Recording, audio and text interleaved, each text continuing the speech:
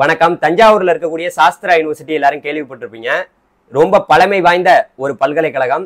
இந்த சாஸ்திரா பல்கலைக்கழகத்துல இந்த வருஷம் 2024ல நீங்க இன்ஜினியரிங் ஜாயின் பண்ணனா அதுக்கான வழிகள் என்ன அப்படிங்கிறத இந்த வீடியோல பார்க்க போறோம். ரொம்ப முக்கியமா ஒரு நல்ல கட் ஆஃப்ல நீங்க இருந்தீங்கன்னா, அதாவது உங்களுக்கு ஒரு இன்ஜினியரிங் கட் ஆஃப் ஒரு 170 கட் ஆஃபுக்கு மேல இருந்தா தயவு செய்து இந்த சாஸ்திரா பல்கலைக்கழகத்தை நீங்க விட்டுறாதீங்க. உங்களுக்கு கொடுக்கக்கூடிய அனைத்து வகையான கல்வியையும் ரொம்ப ரொம்ப தரம் வாய்ந்த லெவல்ல, அதாவது பாத்தீங்கன்னா இன்னைக்கு இந்தியாலேயே பாத்தீங்கன்னா பல இடங்கள்ல உள்ளவங்க இந்த சாஸ்திரா யூனிவர்சிட்டியை தேடிட்டு இருக்காங்க. நம்ம தமிழ்நாட்டுல தஞ்சாவூர்ல இருக்கக்கூடிய சாஸ்திரா யூனிவர்சிட்டியை நீங்க மிஸ் பண்ணலாமா? பண்ணவே கூடாது. எதுக்கு இவ்வளவு கஷ்டப்பட்டு படிச்சீங்க? அதனால இந்த கட் ஆஃப்ல ரொம்ப நல்ல கட் ஆஃப் வாங்கக்கூடிய மாணவர்கள் தயவு செய்து இந்த சாஸ்திரா யூனிவர்சிட்டிக்கு அப்ளை பண்ணுங்க. அதை பத்தி இந்த வீடியோல நம்ம தெளிவா பார்க்கலாம். இது வரைக்கும் நம்ம சேனல் நீங்க சப்ஸ்கிரைப் பண்ணாம இருந்தீங்கன்னா சப்ஸ்கிரைப் பண்ணுங்க. நான் உங்கள் ட்ரெண்டிங் தமிழ் கோபி. ஹலோ டிடிஜேஸ். அதாவது பாத்தீங்கன்னா இந்த சாஸ்திரா யூனிவர்சிட்டியில பாத்தீங்கன்னா இப்ப இந்த வெப்சைட்டுக்குள்ளே நம்ம பார்க்கலாம். இந்த சாஸ்திரா பல்கலைக்கழகத்துல இந்த வருஷம் நீங்க பிடெக் படிக்க போறீங்கன்னா கண்டிப்பா அதற்கான பாத்தீங்கன்னா ரிஜிஸ்ட்ரேஷன் ஓபன் ஆயிடுச்சு. அது மட்டும் இல்லாம ரொம்ப முக்கியமா இதுல ஒரு 3 கேம்பஸ் இருக்கு. அதாவது சாஸ்திரா பல்கலைக்கழகம்னா நம்மளுடைய தஞ்சாவூர்ல இருக்கு.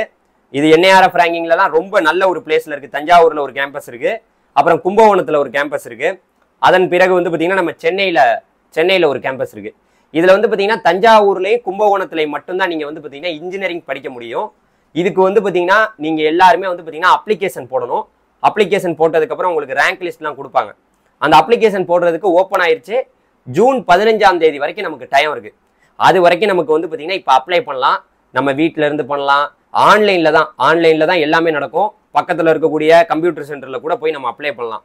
ஸோ இப்போ நீங்க இந்த வெப்சைட்ல போயிட்டு ஒன் டைம் ரெஜிஸ்ட்ரேஷன் பண்ணிட்டு அதுக்கப்புறம் உங்களுடைய டீட்டெயில், உங்களுடைய மார்க் ஷீட், அனைத்து விஷயங்களையுமே நீங்க உள்ள போயிட்டு அப்ளை பண்ணி நீங்க டீட்டெயிலாக கொடுத்துடலாம். இப்போ இந்த காலேஜுக்குள்ள பாத்தீங்கன்னா இப்போ சாஸ்திராவுக்கான நம்ம பார்த்துட்டு இருக்கோம். அதாவது அவங்க என்ன சொல்லியிருக்காங்க, 3 கேம்பஸ் இருக்குன்னு சொல்றாங்க. ஒன்று தஞ்சாவூர் கேம்பஸ், இன்னொன்று பாத்தீங்கன்னா கும்பகோணம் கேம்பஸ். நானுமே தஞ்சாவூர் தான். பட் ஆனால் எனக்கு அப்ப நான் முன்னாடியே சொல்லியிருந்தேன் என்னுடைய வீடியோல. அதனால தயவு செய்து நல்ல கட் ஆஃப்ல இருந்தீங்கன்னா அப்ளை பண்ணிருங்க. இந்த தஞ்சாவூர் கேம்பஸ்ல உங்களுக்கு பிடெக் இருக்கு. பிடெக் ப்ரோக்ராம்லாம் இருக்கு. அப்புறம் எம்டெக் நிறைய ப்ரோக்ராம்ஸ் இருக்கு. நம்ம இன்ஜினியரிங்கை பத்தி பேசலாம்.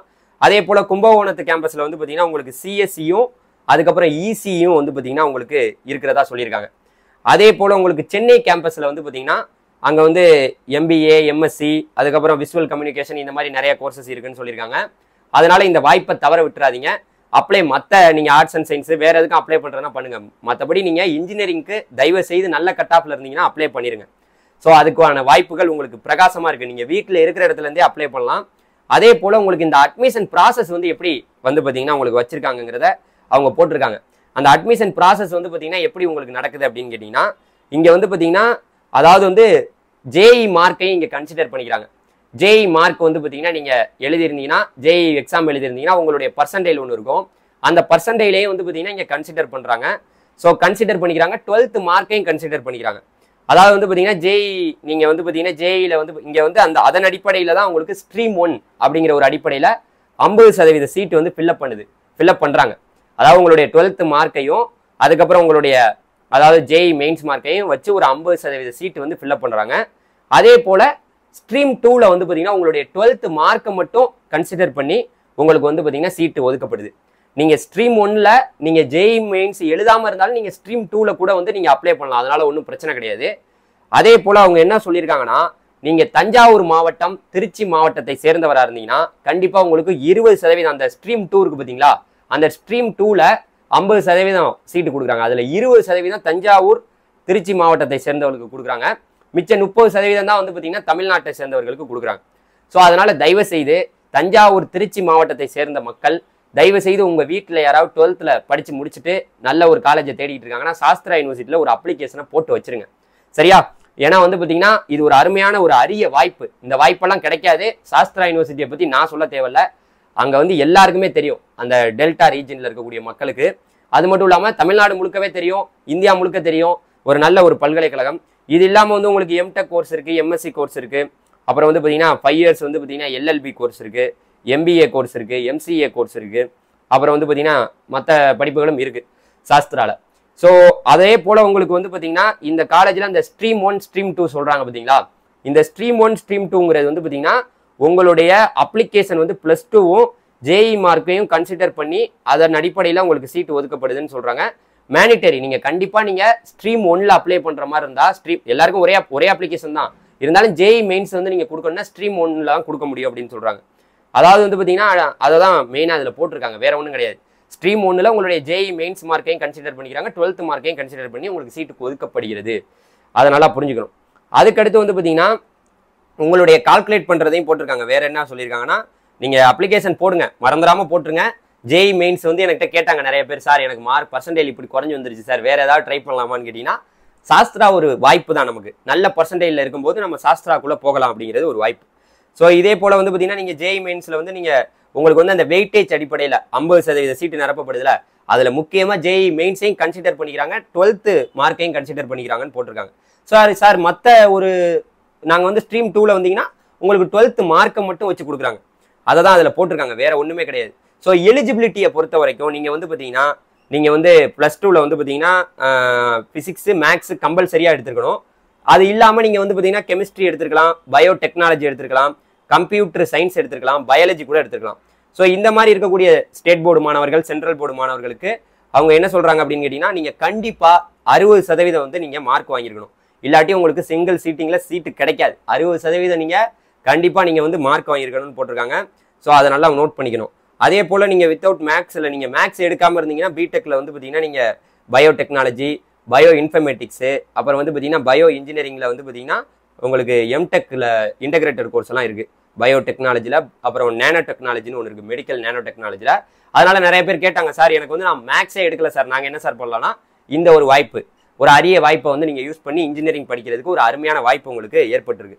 இது மட்டும் இல்லாமல் உங்களுக்கு வந்து பார்த்தீங்கன்னா ஆப்டிமெண்ட்ரி இந்த மாதிரி மற்ற கோர்சஸ்லாம் இருக்குது. ஸோ இது இல்லாமல் வந்து பார்த்தீங்கன்னா அவங்க என்ன சொல்கிறாங்கன்னா, யூஜி வந்து பார்த்தீங்கன்னா நீங்கள் அதில் உங்களுக்கு ஏஜ் லிமிட் பார்க்குறாங்க. நீங்கள் வந்து பார்த்தீங்கன்னா 19 வயதை வந்து நிறைவடைந்திருக்கணும். 1/8/2024 நீங்கள் பிறந்திருக்க மாதிரி வந்து பார்த்தீங்கன்னா ஒரு டேட்டை வந்து அவங்க மென்ஷன் பண்ணியிருக்காங்க. பார்த்துங்க, அதுக்கு பின்னாடி தான் நினைக்கிறேன், அதுக்கு முன்னாடி நீங்கள் பிறந்திருக்கணும், அதுக்கு பின்னாடி அந்த மாதிரி போட்டிருக்காங்க, அதுக்கு பின்னாடின்னு நினைக்கிறேன், அதை தான் போட்டிருக்காங்க, வேற ஒன்றும் கிடையாது. அந்த டேட்டை பார்த்துங்க, 19 வயது உங்களுக்கு பூர்த்தி அடைந்திருக்கணும்னு போட்டிருக்காங்க. அதே போல் லேட்டர் என்ட்ரிக்கும் டேட்டு கொடுத்துருக்காங்க. ஸோ அதுக்கப்புறம் வந்து பார்த்தீங்கன்னா பிடெக் அட்மிஷன் வந்து உங்களுக்கு எப்படி கொடுக்குறாங்கிறத போட்டிருக்காங்க. சாஸ்திரா யூனிவர்சிட்டியில் எந்த ஒரு ஊழலும் கிடையாது. ஒரு ஆளு கூட சீட்டு இங்கே வாங்கி கொடுக்க முடியாது. 10 சீட்டு நீங்கள் வந்து பார்த்தீங்கன்னா ஒரு சீட்டு உங்களுக்கு கிடைக்கிறதுனாலும் இங்கே நீங்கள் முழுக்க இதில் அப்ளிகேஷன் போட்டு உங்களுக்கு ரேங்க் வந்து அந்த ரேங்க் அடிப்படையில் உங்களுக்கு சீட்டு கொடுப்பாங்க. எந்த ஒரு இடைத்தரகர்களும் கிடையாது. எங்கே நீங்கள் எவ்வளோ கோடி ரூபாய் கொடுத்தாலும் சாஸ்திரால சீட்டு வாங்குறது ரொம்ப கஷ்டம். அதை புரிஞ்சுக்குங்க. அதனால வந்து பார்த்தீங்கன்னா இந்த என்ஆர்ஐ கோட்டாவில் உள்ளவங்க ஏப்ரல் 17ஆம் தேதி வரைக்கும் நீங்கள் ரிஜிஸ்டர் பண்ணலாம். ஏப்ரல் 17, ஏப்ரல், மே, ஜூன் அதெல்லாம் அது முடிஞ்சு போச்சுன்னு நினைக்கிறேன் என்ஆர்ஐ கோட்டாவுக்கு. அடுத்து வந்து பார்த்தீங்கன்னா ரொம்ப முக்கியமாக நீங்கள் கவனிக்க வேண்டியது, நீங்கள் வந்து பார்த்தீங்கன்னா மெரிட் கேட்டகரியில் தான் no admission will be based on merit. உங்களுடைய ரேங்கை வச்சு தான் உங்களுக்கு சீட்டு. அவங்க ரேங்க் ஒன்று பப்ளிஷ் பண்ணுவாங்க. யாரெல்லாம் ரிஜிஸ்டர் பண்ணுறாங்களோ அவங்களுடைய ரேங்கை வச்சு உங்களுக்கு ரேங்க் வரும். உங்களுடைய யூசர் நேம் உங்களுக்கு பாஸ்வேர்டுக்கு வரும். டேட் மென்ஷன் பண்ணியிருக்காங்க. இதை தான் நம்ம நல்லா நோட் பண்ணணும். இப்போ பாருங்களேன், நீங்கள் வந்து பார்த்தீங்கன்னா இன்ஜினியரிங் படிப்பு படிக்கணும்னா உங்களுக்கு வந்து பார்த்தீங்கன்னா என்ன போட்டிருக்காங்க, பிடெக்கில் வந்து பார்த்தீங்கன்னா ஏப்ரல் 17ஆம் தேதி உங்களுக்கு ஓப்பன் ஆயிடுச்சு. ஜூன் 15ஆம் தேதி வரைக்கும் வந்து பார்த்தீங்கன்னா உங்களுக்கு இந்த அப்ளிகேஷன் போடுறதுக்கு டைம் இருக்குது. தயவு செய்து பக்கத்தில் இருக்கக்கூடிய நெட் சென்டரில் போய் அப்ளை பண்ணுங்க. நல்ல கட் ஆஃப். நீங்கள் எந்த ஊராக வேணா இருங்க. நீங்கள் இன்ஜினியரிங்கில் நம்ம தமிழ்நாடு இன்ஜினியரிங் அட்மிஷன் போகிறத விட இது பெட்டர்ன்னு நான் சொல்கிறேன். Better super. சாஸ்திராவில் படிக்கிறது எவ்வளோ பெரிய ஒரு கெத்து தெரியுமா? அதுக்குள்ளே சீட்டு கிடைக்கிறது எவ்வளோ கஷ்டம்னு எங்களை மாதிரி தஞ்சாவூர் மாவட்டத்தை சேர்ந்தவர்களுக்கு தான் தெரியும். ஸோ அதனால வந்து பார்த்தீங்கன்னா தஞ்சாவூர் மாவட்டங்களுக்கு இலவசம் கொடுக்குறாங்க. நான் புதுக்கோட்டை மாவட்டமாச்சே, அதனால சொல்கிறேன். ஸோ அதே போல் வந்து பார்த்தீங்கன்னா இதில் நீங்கள் பார்த்துங்க, இந்த டேட்டை மென்ஷன் பண்ணி மற்ற படிப்புகளுக்கும் போட்டிருக்காங்க date, last application date. So இதுதாங்க அவங்க கொடுத்துருக்காங்க. இது இல்லாமல் வந்து பார்த்தீங்கன்னா இந்த காலேஜில் போய் படிக்கிறதுக்கு எவ்வளோ ஃபீஸ் செலவாகும் அப்படின்னு கேட்குறாங்க. இந்த வருஷம் கண்டிப்பாக எனக்கு வந்து எவ்வளோ ரேங்க் வரப்போகிறாங்கன்னு தெரியல, எவ்வளோ அப்ளிகேஷன் வருதோ அதை பொறுத்து தான் இந்த சாஸ்திரால நமக்கு பிஇ பிடெக்கான சீட்டு கிடைக்கும். அதை நம்ம தெரிஞ்சுக்கணும். நமக்கு எவ்வளோ ரேங்க்ல நம்ம வரோம் அதை பொறுத்து நமக்கு சீட்டு மாறும். நீங்கள் எந்த கோர்ஸ் இருந்தாலும் படிங்க. சாஸ்திரா மாதிரியான ஒரு யூனிவர்சிட்டியில் நீங்கள் கம்ப்யூட்டர் ரிலேட்டடான கோர்ஸும் படிக்கலாம். அது இல்லாமல் வந்து பார்த்தீங்கன்னா நீங்கள் உங்களுக்கு பிடிச்ச கோர்சஸும் நீங்கள் எடுத்து சூஸ் பண்ணி படிக்கலாம். சரியா? இதில் வந்து பார்த்தீங்கன்னா மெயினாக இப்போ வந்து உங்களுக்கு ஃபீஸ் ஸ்ட்ரக்சர் போட்டிருக்காங்க. ஃபீஸ் ஸ்ட்ரக்சரை நம்ம பார்த்துருவோம். அவங்க வந்து ஃபீஸ் ஸ்ட்ரக்சருக்கெல்லாம் நீங்கள் டேரெக்டாக நீங்கள் டியூஷன் ஃபீஸ் பார்த்துக்கலாம், உங்களுடைய ஹாஸ்டல் ஃபீஸ் பார்த்துக்கலாம். இங்கே பாருங்க, டியூஷன் ஃபீஸ்லாம் வந்து பார்த்தீங்கன்னா பிடெக்கில் வந்து பார்த்தீங்கன்னா உங்களுக்கு 75,000 ரூபா வந்து பார்த்தீங்கன்னா வாங்குறதாக போட்டிருக்காங்க. அது மட்டும் இல்லாமல் ஒரு 10,000 ரூபா வந்து பார்த்தீங்கன்னா உங்களுக்கு என்ன போட்டிருக்காங்க, டிபார்ட்மெண்ட் ஃபீஸாக ஒரு 10,000 ரூபா வாங்குறாங்க. 7,000 ரூபா வந்து பார்த்தீங்கன்னா உங்களுக்கு அது இல்லாமல் 7,000 ரூபா வந்து பார்த்தீங்கன்னா ஒரு அதர் ஃபீஸஸாக ஒரு 7,000 ரூபா வாங்குறதா போட்டிருக்காங்க. எல்லாமே டீட்டெயிலாக அதில் இருக்குங்க. ஸோ அதனால நீங்கள் இந்த ஃபீஸ் ஸ்ட்ரக்சரை பார்த்துங்க. இது டியூஷன் ஃபீஸ், நீங்கள் காலேஜ் உங்களுக்கு கிடைச்சோன்னா அதை கட்டுற ஃபீஸ். ஸோ இது இல்லாமல் வந்து பார்த்தீங்கன்னா நான் வந்து சார் நான் வந்து ஹாஸ்டலில் தங்க போகிறேன் சார், ஹாஸ்டலில் தங்குறேன்னா எவ்வளோ ஃபீஸ்னா உங்களுக்கு இங்கே லாட்ஜில் ஒரு மாதிரி மாறும். அதாவது வந்து பார்த்தீங்கன்னா உங்களுக்கு சிங்கிள்னா நீங்கள் 20,000 பே பண்ணுற மாதிரி இருக்கும். ஆனுவல் ஹாஸ்டல் லாட்ஜிங் ஃபீஸ்ன்னு தான் போட்டிருக்காங்க. அது இல்லாமல் 2 சிங்கிள் ஷேரு, அதுக்கப்புறம் சிங்கிள் ஷேரிங்கில் நீங்கள் அட்டாச்சு அது இதுன்னு இருக்கு. இதை நீங்கள் பார்த்துக்கலாம். ஸோ இது இல்லாமல் வந்து பார்த்தீங்கன்னா டோட்டலாக உங்களுக்கு சொல்ல போகணுன்னா நீங்கள் வந்து ஒரு ஃபீஸ் ஸ்ட்ரக்சரை பற்றி மற்ற டிபார்ட்மெண்ட்டுக்கு தெரிஞ்சுக்கணும்னா அந்த வெப்சைட்லேயே நீங்கள் போய் பார்க்கலாம். வெப்சைட்லேயே நீங்கள் தெரிஞ்சுக்கலாம். வெப்சைட்டில் தான் நீங்கள் எல்லாருமே பண்ண போகிறீங்க. வெப்சைட்லேயே எல்லாம் அனௌன்ஸ் பண்ணுவாங்க. நீங்கள் வெப்சைட்லேயே எல்லாம் பார்த்துக்கலாம். இங்கே பாருங்கள் மற்ற இதுக்கெல்லாம் போட்டிருக்காங்க பார்த்தீங்களா, உங்களுக்கு வந்து பிடெக் கோர்சஸில் மற்ற இதுக்கெல்லாம் போட்டிருக்காங்க. என்னென்னலாம் வந்து பார்த்தீங்கன்னா நீங்கள் இது பண்ணி படிக்கலாம் அப்படிங்கிறத போட்டிருக்காங்க. ஸோ அதனால் இதை விட்டுறாதீங்க, தவற விட்டுறாதீங்க. இந்த ஒரு அருமையான வாய்ப்பை நீங்கள் விட்டுட்டீங்கன்னா நீங்கள் கஷ்டப்படுற மாதிரி இருக்குங்கிறத நான் சொல்லிட்டேன். ஸோ அதனால் தயவு செய்து அப்ளை பண்ணுங்கள். சரியா? Thank you very much. நல்ல கட் ஆஃப்ல உள்ளவங்க மிஸ் பண்ணிடவே பண்ணிடாதீங்க. Thank you very much. பை டிடிஜிஸ். பை.